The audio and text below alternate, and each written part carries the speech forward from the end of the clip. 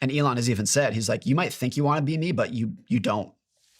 I think there's something in this idea that you almost have to develop the skill of disconnecting your admiration from your aspirations if you want to live a good life. Because so many kids will like look up to you and say, I want to be like Morgan when I'm older, because they admire what you've done. But the reality is they're just seeing the sort of shop window of your life. And so people do this with Elon all the time. Right. And Elon has even said, he's like, you might think you want to be me, but you don't. And I think it's true that for most people who are extremely successful, who are the ones that people tend to look up to, like the extreme outlier successes, a lot of the reason they're so successful financially and in their career is because they've devoted every second of their life to that career, which most of the time comes at the expense of everything else.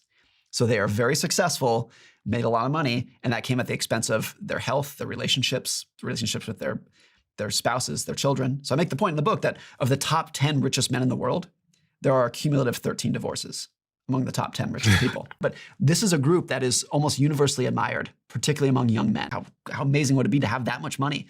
Not just their net worth, not just the house and the jet that they have, but if you look at holistically their entire life, you're like, I don't know. You have to take the whole thing.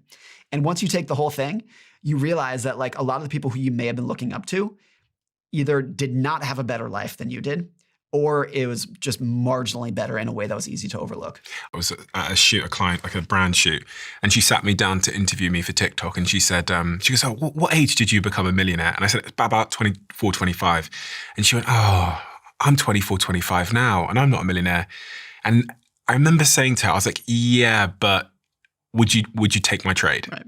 She went, absolutely not. She wouldn't take the trade. And I said, so you can't pick it apart, because if you want my outcome, you have to take the path that I took if you want my specific outcome. And people don't think about that. Like, one of the things this podcast has actually taught me is to think through the framework of trade-offs. Yeah.